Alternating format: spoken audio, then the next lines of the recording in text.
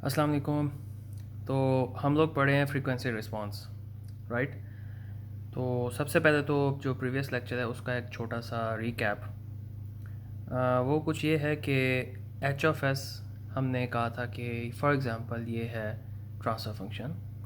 इसका अगर मैं फ्रीक्वेंसी रिस्पांस देखना चाह रहा हूँ तो मैं एस की जगह पे साइनोसॉइडल अगर मैं देखना चाह रहा हूँ फ्रीक्वेंसी रिस्पांस साइनोसॉइडल इनपुट पे, तो फिर मैं एस की जगह पे जे ओमेगा डालूँगा, राइट।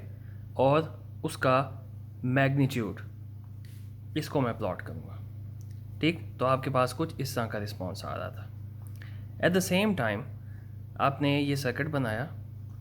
इस सर्किट को आपने लूप्स वगैरह लगा के और कुछ दूसरी कैलकुलेशंस करके इसको फिर लैप्लास में कन्वर्ट जो कुछ भी है आपने कुछ इस तरह की इक्वेशन अपनी बना ली, राइट। तो आपने ये चीज़ भी देखा कि ये जो आपका प्लॉट था ये इस इक्वेशन के थ्रू बना है। और फिर आपने एक और चीज़ भी देखी थी कि इस प्लॉट में 1/R1C1 के बाद ये फ्रीक्वेंसी जैसे ही बढ़ती है आपका जो मैग्नीट्यूड है ट्रांसफर फंक्शन का वो कम होना शुरू हो जाता है, ठीक। ये कुछ चीज़ें थी जो हमने पिछले लेक्चर में देखी थी। इससे हमने जो कंक्लूड किया था कुछ बातें वो ये की थी कि कैपेसिटर्स जो है ना आपके पास ये बैंड विड्थ को लिमिट करते हैं, ठीक। कैपेसिटर्स आपके पास बैंड विड्थ को लिमिट करते हैं, बैंड विड्थ को रोकते हैं। यानी कि अगर आपने अपनी बैंड विड्थ बढ़ानी या कम करनी है आप कैपेसिटेंस की वैल्यू को बढ़ा या कम कर सकते हैं। आपकी जो बैंड विड्थ है ना वो कम या ज़्यादा हो सकती है, ठीक। इससे हमें एक और बात भी समझ में आई थी, वो ये थी कि जब हम डीसी एनालिसिस करते थे हम लोग ये कहते थे कि कैपेसिटर डीसी एनालिसिस में एज एन ओपन सर्किट काम करता है। वो क्यों करता है? क्योंकि डीसी एनालिसिस आपके पास उसकी कोई फ्रीक्वेंसी तो नहीं होती। At low frequencies capacitors work as open circuit, ठीक। हाई फ्रीक्वेंसीज के ऊपर कैपेसिटर आपको अपना इम्पैक्ट दिखाना शुरू कर देता है। उसके लिए हमने लास्ट टाइम कुछ इस तरह के ग्राफ्स के ज़रिए भी इसको समझने की कोशिश की थी। तो खैर एनीवेज़ ये बस एक छोटा सा रिकैप था और उसके कुछ कंक्लूजन। और ये एक और आपके पास एक फिक्स बायस सर्किट है। For example fix bias circuit में आपको पता है इसका जो गेन था आपके पास वो था GMRD, ठीक। इस सर्किट को भी हम आगे लेके चलेंगे अपने साथ ही। आपको ये पता होगा कि गेन GMRD है और आई एज्यूम के हम पिछले कोर्स में एनालॉग एंड डिजिटल इलेक्ट्रॉनिक्स में हम लोग इसका गेन कैलकुलेट कर चुके हैं, तो हमें इसकी अंडरस्टैंडिंग है। तो खैर कुछ इस तरह से आपका इसका ग्राफ भी बन जाता है। तो इस इंफॉर्मेशन को ज़रा हम आगे लेके चलते हैं। तो कंक्लूजन में ये अब आपने ये चीज़ ध्यान में रखनी है कि कैपेसिटर जो है ना ये आपकी बैंड विड्थ को लिमिट करता है। तो बैंड पास फिल्टर्स में कैपेसिटर्स का बड़ा इम्पोर्टेंट रोल हो सकता है। पोल्स एंड ज़ीरोज़ हम लोग कंट्रोल सिस्टम्स में देखते आ रहे हैं, राइट। ट्रांसफ़र फंक्शन के न्यूमिनेटर के रूट्स आपके पास ज़ीरोस होते हैं। ट्रांसफ़र फंक्शन के डिनोमिनेटर के रूट्स आपके पास पोल्स होते हैं, राइट। अच्छा जी, अब क्या है, अब ये जो बोडे प्लॉट आपने पढ़ा था ना कंट्रोल सिस्टम्स में उसी को हम एक मतलब आप यूँ समझ लें कि उसी की एक एप्लीकेशन हम यहाँ पे अप्लाई कर रहे हैं। वो ये कहता है, बोडे का एक रूल है कि जैसे ही फ्रीक्वेंसी आपकी पोल फ्रीक्वेंसी को पास करती है the slope of magnitude decreases bye 20 decibels पर डेकेड। 20 डेसिबल पर डेकेड का मतलब ये है कि अगर फ्रीक्वेंसी आपकी 10 हर्ट्ज़ ज़्यादा होती है तो फिर क्या होगा, आपके पास जो मैग्नीट्यूड है वो भी 10 ही कम होगा, ओके। तो आप इसको कन्वर्ट करके देख लें 20 लॉग के साथ, तो फिर ये आपके पास 20 डेसिबल पर डेकेड ही आएगा यहाँ पे आपके पास, राइट। और ये कह रहा है कि जैसे ही फ्रीक्वेंसी पोल फ्रीक्वेंसी को क्रॉस करेगी, पोल फ्रीक्वेंसी क्या थी आपके पास पिछले केस में R1C1, ये अभी आपको ये पोल फ्रीक्वेंसी वाली बात समझ में आ जाएगी। जैसे ही पोल फ्रीक्वेंसी क्रॉस करेगी तो ये 20 डेसिबल पर डेकेड से ये जो आपका मैग्नीट्यूड है ना ये नीचे जाएगा। ओके, और इसी तरह जैसे ही वो ज़ीरो फ्रीक्वेंसी को क्रॉस करेगा आपका ओमेगा यानी कि फ्रीक्वेंसी, तो आपका जो स्लोप है इसका वो 20 डेसिबल पर डेकेड से इंक्रीज़ होगा, यानी कि पोल की फ्रीक्वेंसी के टाइम पे ये नीचे जाएगा आपका मैग्नीट्यूड इस स्लोप के साथ, और जब ज़ीरो फ्रीक्वेंसी को क्रॉस करेगा तो ये ऊपर जाएगा इस स्लोप के साथ 20 डेसिबल पर डेकेड के स्लोप के साथ, राइट। तो अब इस इंफॉर्मेशन को हम आगे यूज़ करेंगे। अभी पहले हम जो पोल फ्रीक्वेंसी की बात अभी यहाँ पे हुई है, पहले उसके ऊपर हम बात कर लें थोड़ा सा। तो ठीक है, ये सर्किट हम लोगों ने अभी देखा पिछले पेज के ऊपर, और इसके अलावा हम पिछले लेक्चर में भी हमने इसको थोड़ा सा समझने की कोशिश की थी।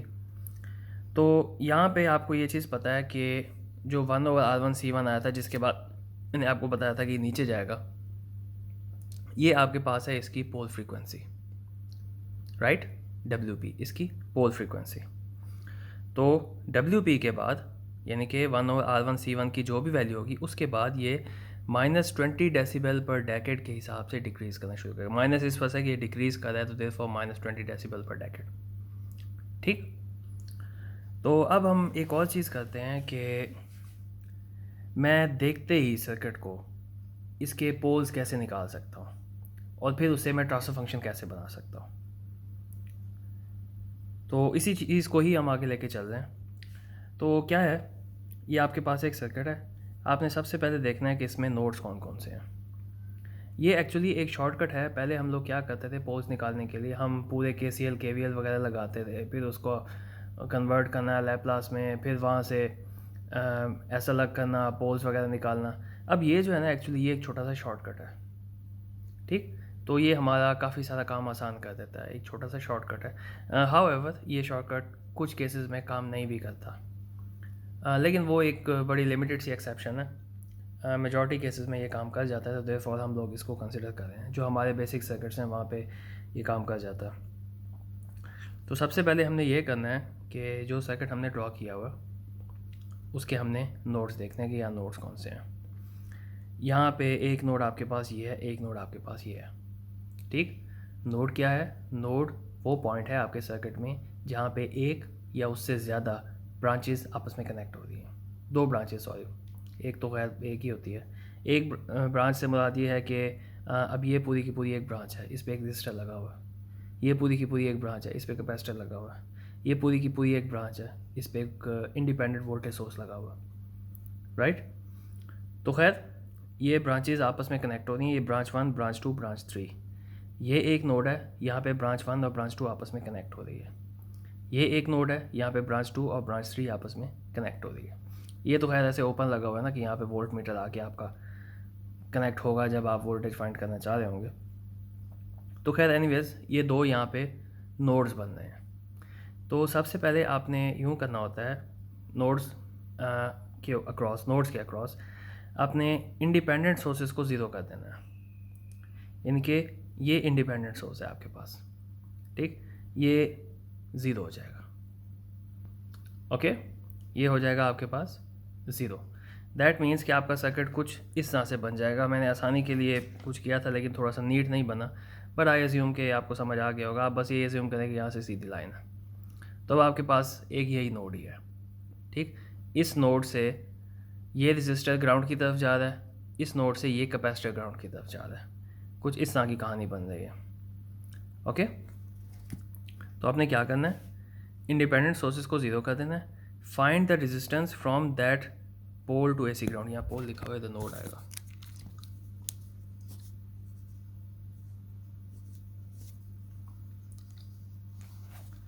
उस नोड से लेके AC ग्राउंड तक आपने इसकी रेजिस्टेंस फाइंड करनी है। Find the capacitance from that node to AC ground. उस नोड से लेके AC ग्राउंड तक आपने कैपेसिटेंस फाइंड करनी है, ठीक, और वो आपके पास WP होगी, राइट। तो हर नोड के ऊपर आपने ये काम करना है। इस सर्किट में आपके पास लकीली एक ही नोड बन रहा है। आगे हम इसकी 2-3 एग्जांपल्स करते हैं और सब के साथ आपने ये WP 1/RC निकालते चले जाना है, ठीक। अच्छा जी, तो यहाँ पे आपके पास R1 है, C1 है, तो ये WP 1/R1 C1 हो जाएगा इधर। ओके, अच्छा जी, ये तो हो गई एक बिल्कुल बेसिक सी एग्जांपल। एक स्टेप आगे चलें। एक स्टेप आगे अब हमने यूँ किया कि यहाँ पे अब एक ट्रांजिस्टर लगा दिए। ठीक, ट्रांजिस्टर वाला ये नोड क्या बन सकता है? ये नोड नहीं बन सकता। उसकी वजह ये है कि ये भी इन है, ये भी सीधा शॉर्ट हो जाएगा, ग्राउंड हो जाएगा, और ये भी यहाँ पे आपके पास ग्राउंडेड हो जाएगा। यहाँ से करंट जो है ना, सीधा ये एज ए करंट सोर्स काम कर रहा है। ठीक, तो ये एक डिपेंडेंट करंट सोर्स है आपके पास। तो मेरा नोड सिर्फ यही है इस एग्जांपल के अंदर। तो इस नोड से मैं पहले रेजिस्टेंस देखता हूँ कि यहाँ से रेजिस्टेंस क्या है, RG। ठीक, ये सीधा ग्राउंड के ऊपर चला जाएगा, ये करंट इसके गुजर है, मुझे इसका कोई फ़ायदा नहीं है, यहाँ पे कोई रेजिस्टेंस या कैपेसिटेंस मुझे नहीं मिल रही। ओके, और इसी नोड के ऊपर से ये कैपेसिटेंस क्या है, CG। तो क्या पॉइंट थे? सबसे पहले इंडिपेंडेंट सोर्सेज को ज़ीरो करना था, ये ज़ीरो हो गया, ग्राउंड के साथ कनेक्टेड था, और ये भी ऊपर से ग्राउंड हो जाएगा।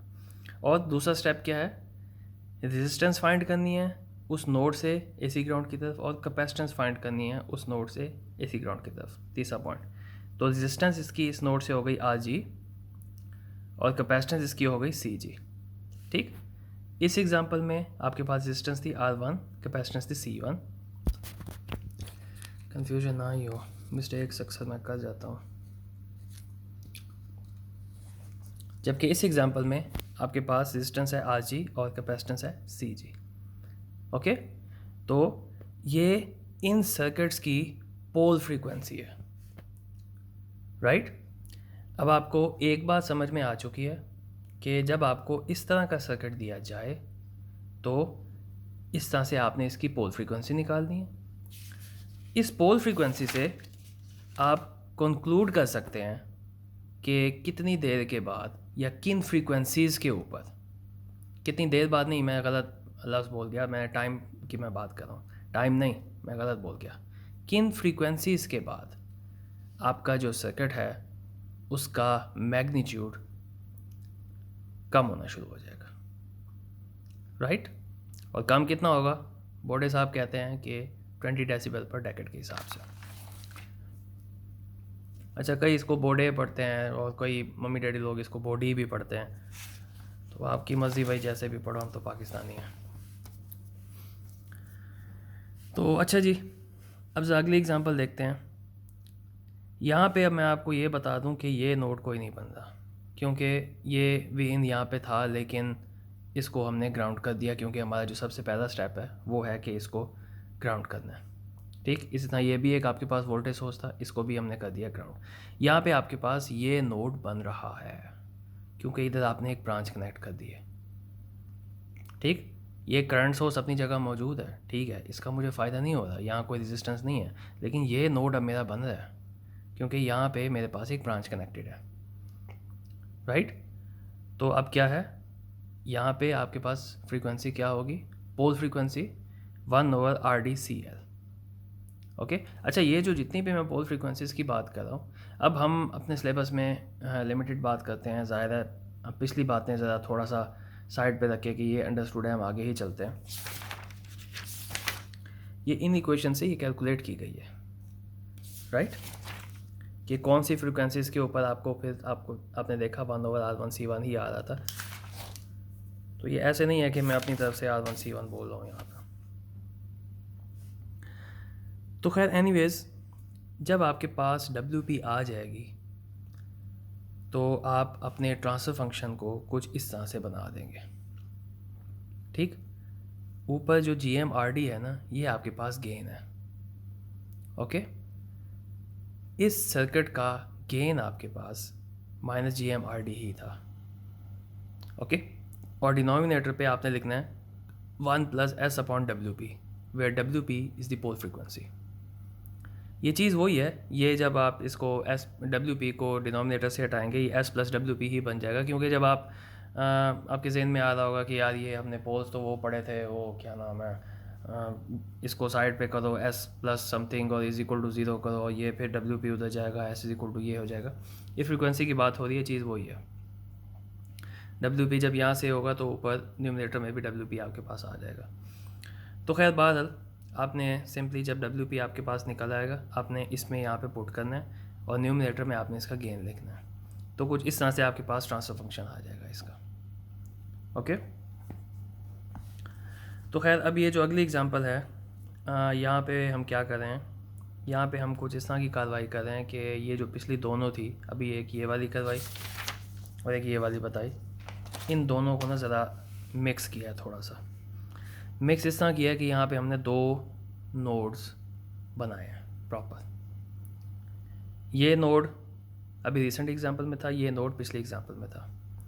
रिसेंट एग्जांपल में यहाँ से हमने RG और ये CG हटा दिया था, जबकि पिछले एग्जांपल में यहाँ पे मेरे पास CL नहीं था।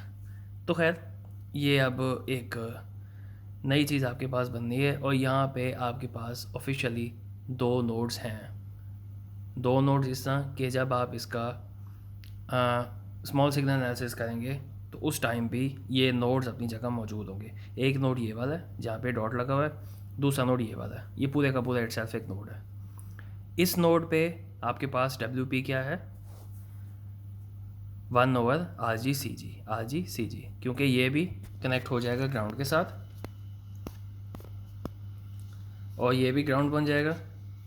और क्या ग्राउंड बनेगा, और कोई इंडिपेंडेंट सोर्स तो है नहीं।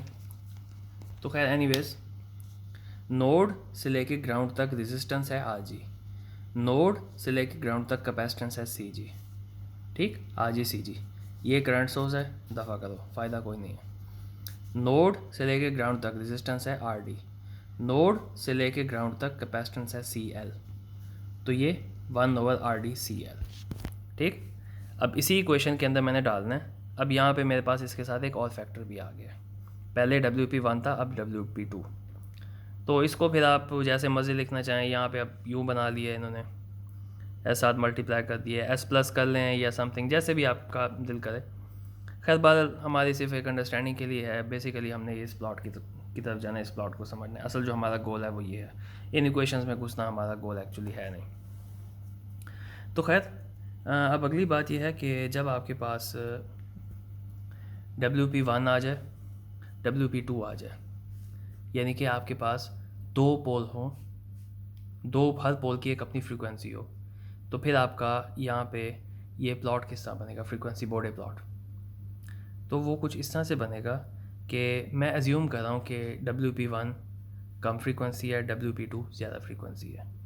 एट लो फ्रीक्वेंसीज़, जब आपके पास फ्रीक्वेंसीज़ कम थी, यानी कि जब आपका कैपेसिटर ओपन सर्किट था, उस वक्त आपके पास ये सीधी एक स्ट्रेट लाइन आ रही थी। फिर क्या हुआ, फिर अचानक से कुछ यूँ हुआ कि कैपेसिटर की जो वैल्यू है वो चेंज होना शुरू हुई और आपके पास यहाँ पे डिनोमिनेटर पे पॉजिटिव नंबर आ गया।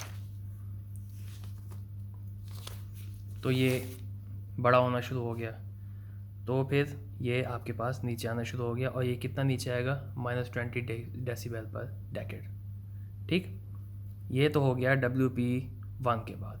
उसके बाद फिर WP2 की जब वैल्यू आएगी तो फिर RD और CL, अब जो है ना CL आपकी कंट्रीब्यूट करेगी यहाँ पे, तो फिर भी ये नीचे जाएगा मज़ीद 20 डेसिबल्स, यानी कि विद रिस्पेक्ट टू दिस अब ये 40 डेसिबल पर डेकेड हो जाएगा। ठीक, तो ये जो फ़ायदा है ना हमें ये बॉडे देता है, ये बॉडे समझाता है। पूरे लेक्चर की जो मेन थीम थी ना वो ये थी, जो यहाँ पे दो लाइनें लिखी हुई हैं कि capacitor generally limit the bandwidth और to maximise bandwidth we need to minimise R1C1।